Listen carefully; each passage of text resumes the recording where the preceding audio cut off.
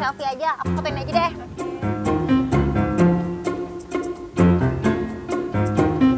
Oke, 1, 2. Ya, dah. Oke, udah ya. Makasih banyak ya, Sanda. Iya. Kayaknya anaknya belum bisa apa-apa deh. Tuh, dari tadi aku panggil, udah nyala-nyala sih. Ini kembangnya agak lambat gitu. Beda-beda anaknya. Iya, betul-betul. Udah, yuk, kita aja.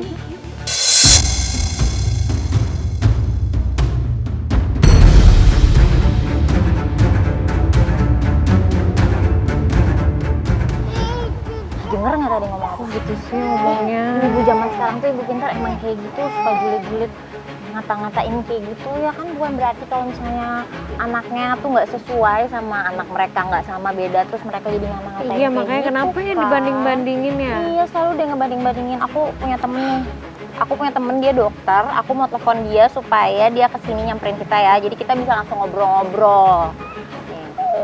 Halo dok. Iya, dokter lagi di mana? Nah, deket. Kebetulan nih dok, aku lagi sama temen aku. Nah, mau nggak dokter kita ketemu? Aku pengen ngobrol-ngobrol nih, pengen tanya-tanya juga tentang tumbuh kembang anak. Iya, sama temen aku. Oke, kalau gitu langsung ya. Oke, makasih ya dok. Oke, dokternya mau kesini. Pas Terus banget. kalian langsung kita tanyain aja. Oke deh. Daripada kayak gitu ya. Sabar. Sabar, istighfar langsung. Oh, ya Azam ya. Dede. Halo Ibu Pintar, nah kebetulan sekarang udah ada Dokter Herbowo. Halo dokter, Halo, apa kabar juga? Alhamdulillah baik. Ya, halo juga. Iya dok, tadi tuh ada ibu-ibu, jadi dia kayak ngebanding-bandingin anak aku gitu sama anaknya. Gimana ya dok? Ya, saya sih selalu bilang ya, banding-bandingin itu nggak baik, tapi membandingkan sama standar yang normal tuh perlu. Jadi membandingkan perlu, banding-bandingin yang nggak boleh. Nah sekarang tergantung ininya dong usianya. Ini sekarang Baby Azam umur berapa ya? Baby Azam ini tanggal 11 nanti udah mau 8 bulan. 8 bulan ya. 8 bulan. Jadi perkembangan anak itu memang ada beberapa tahap ya. Nah kan Baby Azam ini udah 8 bulan. Kalau 8 bulan kita lihat dulu motorik kasarnya. Oke. Motorik kasarnya harus bisa duduk tanpa berpegangan. Nah ini kayak gini ya. Iya, Jadi ini dia udah. nggak pegangan, nggak jatuh ke depan, nggak jatuh ke belakang. Nah itu Seimbang ya, dok, betul. ya. Paling lambat 9 bulan pokoknya udah nggak boleh jatuh lagi ke belakang. Oh oke. Kayak gini, ini nggak jatuh kan sama Nggak, sekali. Ya. Enggak, iya. Nah sekarang kalau motorik halus kita lihat. Ya. Baby Azam nih harusnya udah bisa ini nih, udah bisa harus genggam dia ngambil.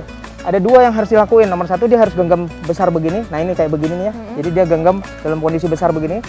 Nah yang satu lagi dia harus bisa ngambil yang kecil-kecil. Ini yang lebih kecil kali ya. Ya ini yang jepit-jepit yang kecil-kecil Ini ini. yang nih. es batu ini dok. Biar ada gimana ya dok? Coba nih.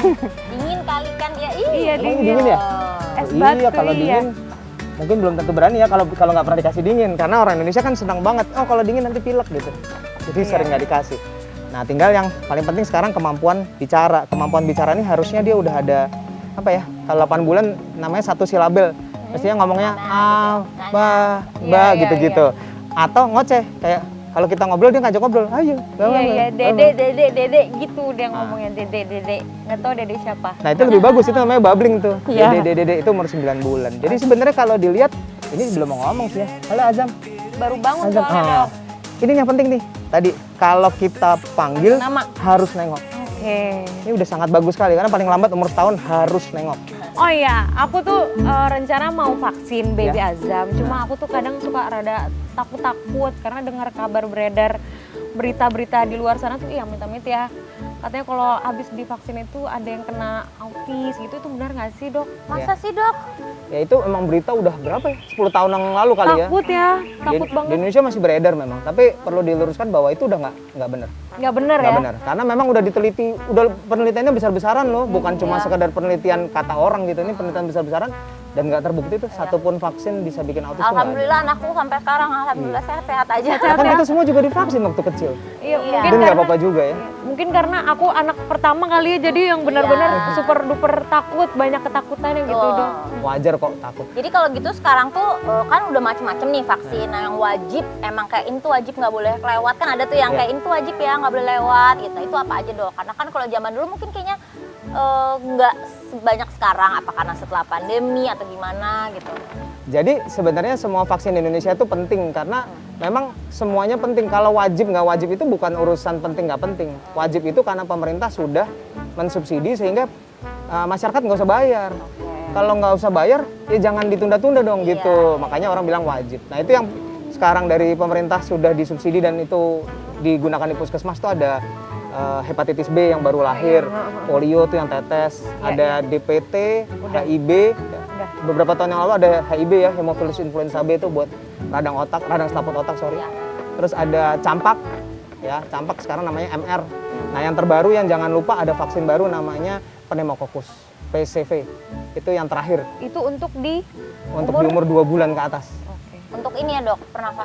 Untuk pneumonia, untuk pneumonia. ya yang suka dibilang paru-paru basah dan mencegah meningitis. Nah dok kan ada nih, kan kita kan kadang-kadang ada bayi yang oh ini udah bisa ini, yang ini kayak yang ini belum kan tadi kata dokter jangan banding-bandingin. Betul. Tapi terus ada orang yang kayak tadi tuh ibu-ibu yang dulu tuh, oh itu anaknya agak-agak autis tuh gitu kan. Kan kayak orang tuh asal aja gitu nyebut autis, sebenarnya kan nggak tahu ciri-ciri anak autis tuh yang Iya. sebenarnya kayak gimana gitu. Orang bisa asal nyebut autis gitu kan sebenarnya ada ciri-cirinya dok. Apa aja tuh? Melabel autis tuh menurut saya kurang baik banget ya. Kalau lihat anak telat dikit, oh autis tuh. Anak Iya. diem dikit bilang autis gitu ya. Sibuk terus sendiri dibilang ih kayak autis gitu. Jangan suka melabel lah ya. Tapi basicnya harus dikenali dengan baik karena autis itu ditandai dengan adanya gangguan komunikasi sosial dan interaksi sosial. Jadi komunikasi sosial anaknya telat ngomong, interaksi sosial anaknya kalau dipanggil tuh nggak mau nengok, anaknya kalau diajak ngobrol juga nggak mau lihat gitu, nggak mau main sama anak lain, tuh komunikasi dan interaksi sosial. Terus kemudian dia ada yang kedua yaitu perilaku yang diulang-ulang dan minat yang terbatas. Jadi maunya itu aja terus diulang-ulang. Oke. Jadi misalnya dia suka mobil-mobilan, nanti mobilnya diulang-ulang tuh dalam bentuk dijejer-jejer. Dia nyusun-nyusun, jago dia nyusun-nyusun, Iya. jejer-jejer, nyusun-nyusun ke atas gitu. Atau yang diulang-ulang, misalnya flapping, anaknya flapping terus begini. Kalau senang flapping. Iya. Itu ciri-cirinya. kan diulang-ulang maksudnya. Ini kan diulang. Atau yang gini-gini. Anaknya gini-gini terus. Dan biasanya tapi jangan dibalik ya, jangan anak suka gini-gini dibilang autis gitu. Anaknya biasanya sepaket. Sosialnya kurang baik, komunikasinya kurang baik, dan ada yang diulang-ulang. Selalu gerakannya diulang-ulang, atau duduknya diulang-ulang gini-gini terus. Ada diulang-ulang. Iya. Ya. Iya. Jadi ya kayak gitu baru kita, oh ini kemungkinan sangat besar autis. Jadi jangan semua anak terlambat terus. Mentang-mentang Pikirannya- telat ngomong terus di label-label nih autis nih. Menarik sekali ya informasi dan juga tips penting untuk ibu pintar di rumah dari Dr. Herbowo. Setelah ini kira-kira mau ngapain lagi ya? Tetap di Ibu Pintar.